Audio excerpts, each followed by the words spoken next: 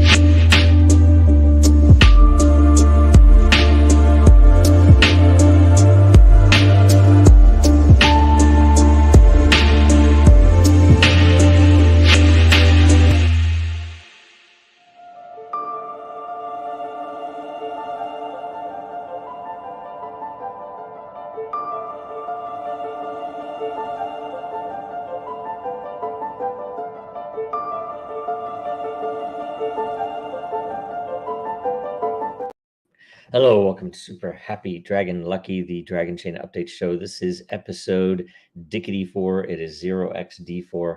That is the hex pronunciation. I kid you not. And it's the 213th weekly episode. Reminder, nothing on the show is financial advice, and stay tuned after the quick updates for an AMA. First off, this show itself, Super Happy Dragon Lucky, the distribution for governance lot to control how the show works, was 342 lot. There were 2 questions for 57 lot each. One featured post for 57 lot. The host received a 57 lot, and Dragonchain received 114 lot. We moved to Den.social Updates. The September 2023 LCP Lair creation process starts next week. Start thinking about what layers you want to propose. So that'll start, I believe, on Tuesday, and you'll have time to put in new layer proposals. Coffee with Den, the show, is on hiatus until September. Dave is still in the process of relocating, so watch for an announcement of episode 82 at its new time, which is 8 p.m. Eastern. And for DENDAO updates, there is no DENDAO show today. The next DENDAO call will be next Thursday, September 7, at a new time, 1900 Eastern, 2300 UTC. Watch for the agenda next Wednesday. Everyone's welcome to join. You don't have to have your camera on. It's just a meeting. Then we go to World Blockchain Roundtable updates. In case you missed last week's episode, it was on employment and jobs. Go watch and share it, please. The more views it gets in its first week, the more lot all the participants will get. And episode 119 airs today at 1100 Eastern, 1500 UTC. The topic is freestyle. Leave a blockchain-related question or subject to discuss. And it should be pretty good, right? Because anything can happen on the show today. I think there are already some good questions in there. And now we go to the AMA. So each participant of the first 3 with a unique question will get lot from the Dragonchain Lair. In case I decide to answer more than 3, only 3 will get rewarded. But reserve the right to revise. I reserve the right to revise and extend my remarks. So the first question, let's see here. First question is from Alexons. August ends. Any update on the Dragonchain trial? There have been no updates since, I guess, on Dragonchain about the trial for months. I gave an update at least relatively recently on the show anyway. And it is basically that we're kind of, in a holding pattern, processing all of, I'm learning, the team is learning a lot about the intricacies of the rules for how the process works, what happens next, in this process. So we're still very confident. If anyone is able to contribute to the legal fund, it is helpful, because we need to pay the attorneys, but essentially we still think we have a strong case. We still think that things will be, how do I say, that we will win in the end, but I have no idea between here and there exactly what will happen. So we will, anything of importance that comes out or anything that is published, we will try to make an update as soon as we can, which is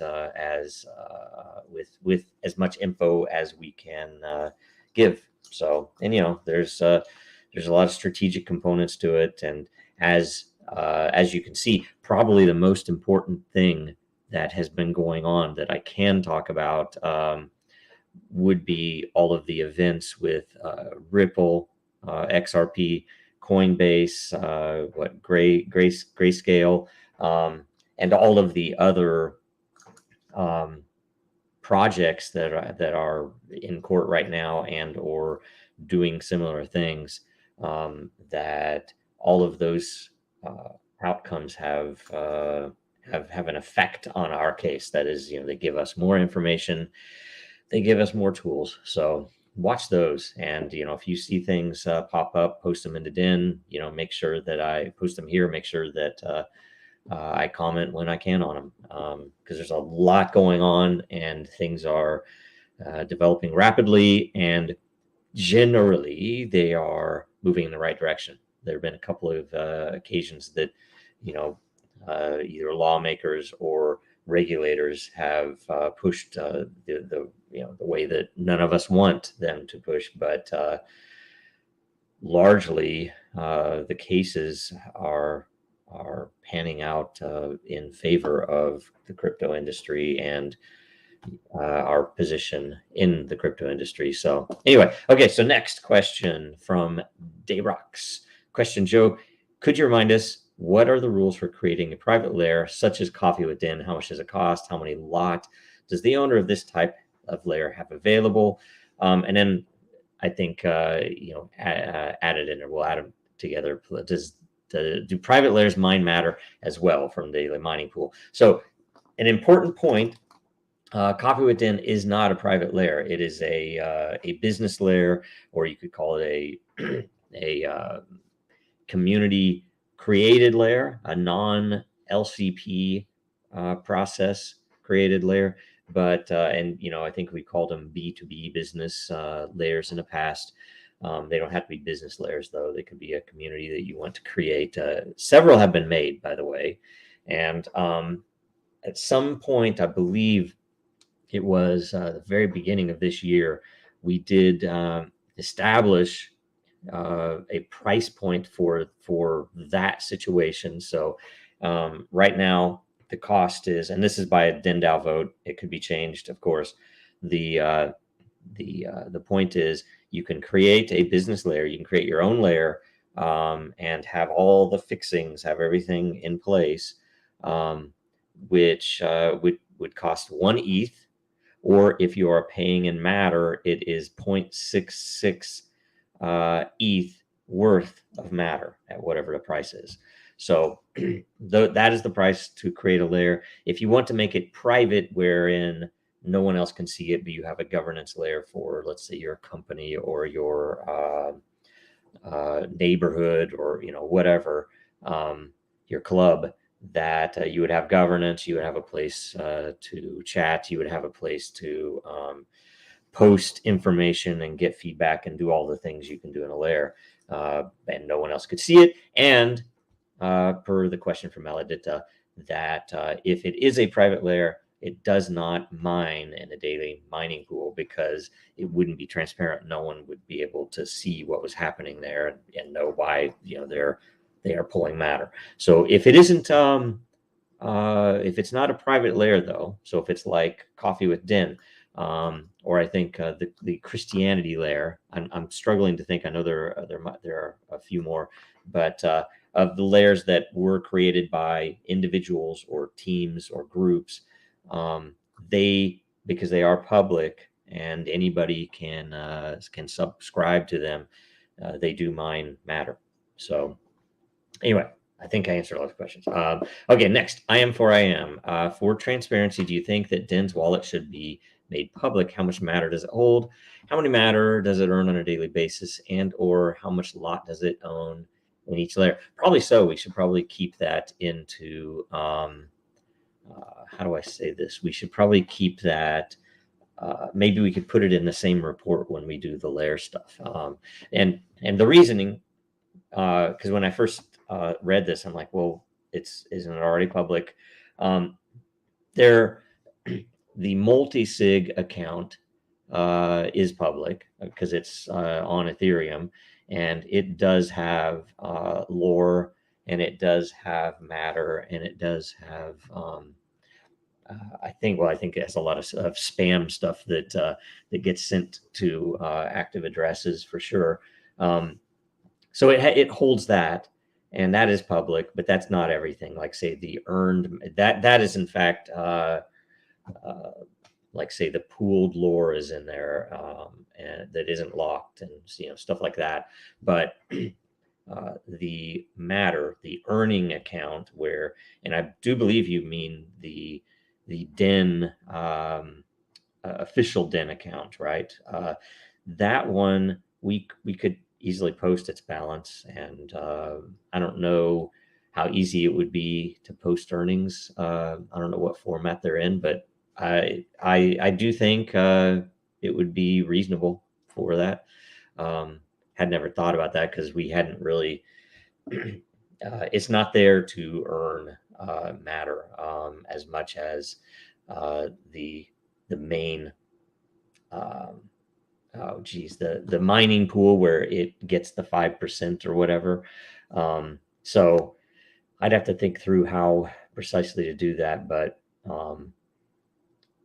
I wouldn't be against it. And also it would be, maybe interesting. I don't know. It would maybe be interesting to also show how much it uses for boosting, because it does the Friday boosts typically come out of that account and stuff like that. So anyway, good idea. Great idea. Let's see here. Aladita, can we merge time accumulating in different wallets, in two different wallets? I would have to double check, but I do believe that it would work, because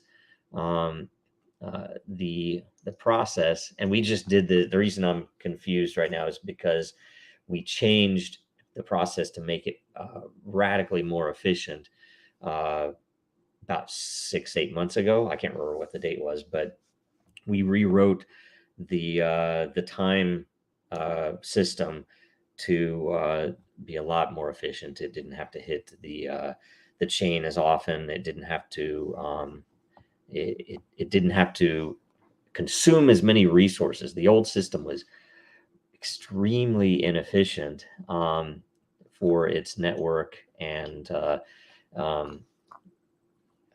it had a few issues when certain patterns were a little too complex. Like if somebody did a wallet transfer claim, I think it's what we called it, when you were transferring your time, that there is a way, and it's all well documented, the process, and it doesn't require any special tools. You can use whatever you have already for a wallet, and essentially and don't quote me here on the exact process, read through it and make sure you understand it, but you essentially move from the original address. Let's say it's a compromised wallet, or maybe you have a new hardware wallet you want to move it to. So you move I do believe it's all of your dragons to the new address, and you have to send a fee from one of the two addresses to the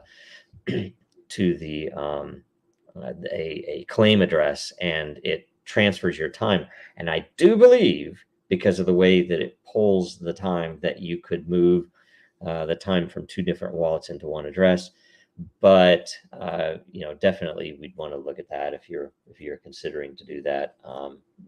You probably don't need to, unless it's just an OCD thing. You want to put everything in one place, because you can claim multiple addresses for time inside of the console if you're running a verification node, or if you're running a business and want to lower your fees. You can use the time from multiple addresses without consolidating them into a single address. And it might even be a good thing to keep your tokens separated and your time separated. I mean, for instance, we run multiple accounts. We run some accounts for some people, of course. And so one of our biggest problems is splitting time between accounts. So it is, luckily we have several addresses that have enough time that we can keep them in different accounts, and everything can be